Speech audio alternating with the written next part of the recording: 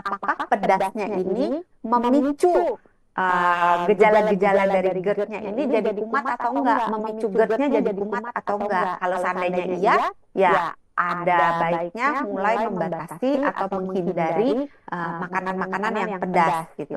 Pada umumnya nasihat yang diberikan untuk penderita GERD itu adalah menghindari makanan-makanan yang pedas, yang asam, yang berminyak, yang bersoda, dan yang berkafein. Itu sebagian dari batasan-batasan.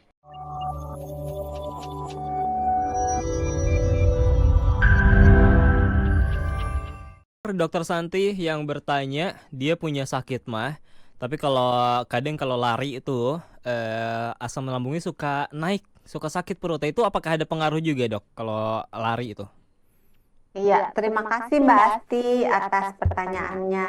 Memang kalau lari, apapun sih sebenarnya olahraga ya, itu sebaiknya diberi jarak dengan waktu makan, apalagi kalau makannya makan berat gitu. Mm-mm. Terus kalau misalnya ketika lari asam lambungnya atau mahnya kumat, coba kecepatannya diturunkan. Oke. Atau tapi ya sebenarnya dibereskan aku sakit mahnya, karena sakit mah itu sebagian besar itu bisa disembuhkan. Jadi jangan berpikir bahwa sakit mah itu seperti kutukan yang sekali kalau udah kena nggak bakal bisa hilang lagi. Itu bisa sembuh gitu loh, cuman nggak telaten aja ngobatinnya, terus nggak menjalankan gaya hidup yang benar yang sesuai untuk si penyakitnya gitu. Jadi memang bisa untuk beberapa orang kalau dia lari Oke. atau dia posisi tertentu, misalnya dia membungkuk, itu membuat rasa yang tidak nyaman di area perutnya, di dada, bisa juga sampai ke mulutnya. Mudah-mudahan menjawab untuk Yep. Mbak Astrid.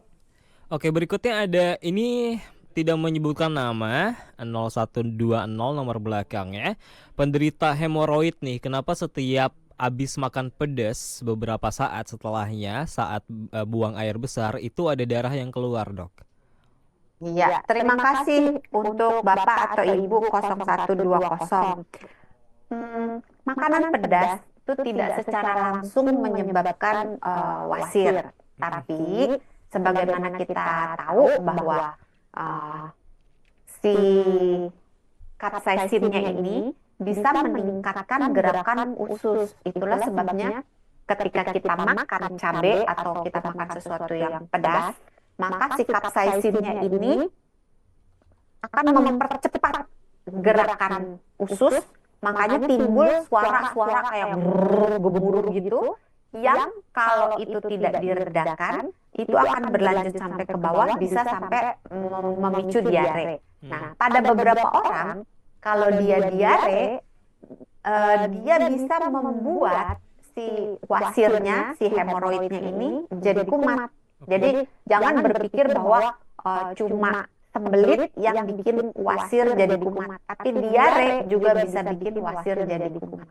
Gitu. Mudah-mudahan menjawab untuk Bapak atau Ibu 0120. Oke, Ibu Diah, punten sebelumnya mohon maaf, mungkin jangan voice note ya, karena kami tidak bisa mengeceknya. Kalau untuk saat ini mungkin bisa di chat aja. Nanti kalau keburu akan kami tanyakan juga ya. Kalau gitu kita sebentar ke TikTok. Ada Johannes. Apakah risiko jangka panjang dari makan makanan pedas dan punya penyakit asam lambung, Dok? Risiko untuk orang yang berumur di atas 50 tahun yang punya masalah lambung. Pedas sama GERD atau sama apa ya tadi? Risiko jangka Penyakit panjang asam dari lambung ya? makan makanan pedas dan punya penyakit asam lambung untuk orang Asam yang lambung di ya. atas 50 tahun. Penyakit asam lambung itu disebutnya juga sebagai GERD. Nah, kalau untuk makanan pedas, sepanjang pedasnya itu nggak kebangetan, itu biasanya secara jangka panjang nggak banyak efek yang negatif. Oke. Tapi berhubung Pak Johannes ini juga punya penyakit asam lambung, maka perlu dibuat jurnal apakah pedasnya ini memicu gejala-gejala dari GERD-nya ini jadi kumat atau enggak, memicu GERD-nya jadi kumat atau enggak. Kalau seandainya iya, ya ada baiknya mulai membatasi atau menghindari makanan-makanan yang pedas gitu. pada umumnya nasihat yang diberikan untuk penderita GERD itu adalah menghindari makanan-makanan yang pedas, yang asam, yang berminyak, yang bersoda, dan yang berkafein. Itu sebagian dari batasan-batasan yang punya penyakit asam lambung. Terus kalau untuk GERD-nya, kalau jangka panjang, itu bisa menimbulkan beberapa gangguan. Gangguan yang pertama, ketika si asam lambungnya ini naik ke arah mulut, maka dia kan akan lewat di kerongkongan. Nah, di kerongkongan itu tidak ada lapisan yang anti asam.